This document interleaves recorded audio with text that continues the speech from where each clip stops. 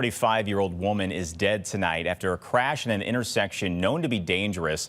This happened Saturday night at Big Bend in Geyer. Kirkwood police say a driver going westbound on Big Bend hit the victim's car. She was heading southbound through the intersection.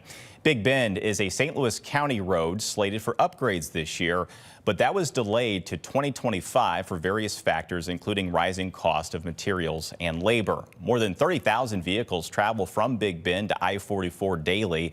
The problematic stretch connects with Kirkwood's other problem road. That would be South Kirkwood. First Alert 4 has covered the needs to fix this stretch for years, including when a speeding driver hit and killed a woman in late 2023. First Alert 4's David Amilati reports on improvements that are now on the way. Daily traffic making its way along South Kirkwood as MoDOT crews install new sidewalks on both sides of the state road. Upgrades resident like Harriet Patton says have been needed for years. Safety for not just our residents, our boys and girls going to and from is very vital in our community, and we're very pleased to see MoDOT to step up to the plate and get the job done. What won't change in this stretch is the posted speed limit. I don't feel safe at all, especially if I'm trying to cross the street. You know, it's just really dangerous trying to cross.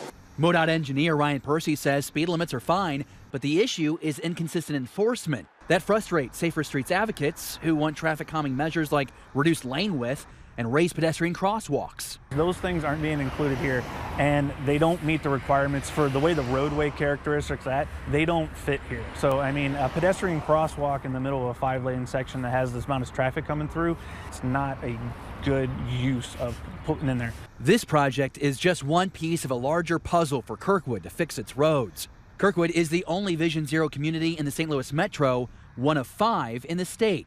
It's a new philosophy to eliminate all traffic fatalities and severe injuries while increasing safe, healthy, and equitable mobility for everyone. All communities across the United States were very auto-centric for decades, right? Car-centered, right? And so that's what we're trying to now fix. Right, and make it more people-centered. According to the city of Kirkwood, since 2016, 11% of all its pedestrian crashes happened between Big Bend and I-44.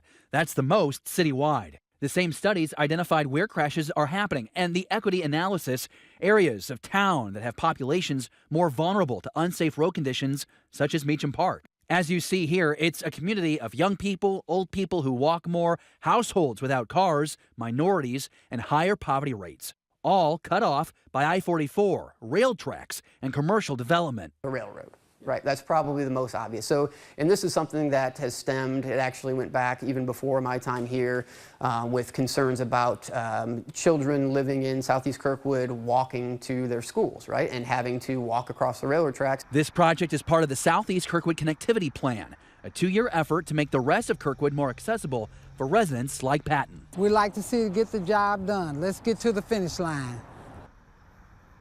David Amilati reporting there. All right, so MoDOT says the stretch of South Kirkwood will be complete by the end of October. The entire 7-mile stretch of upgrades must be completed by 2027.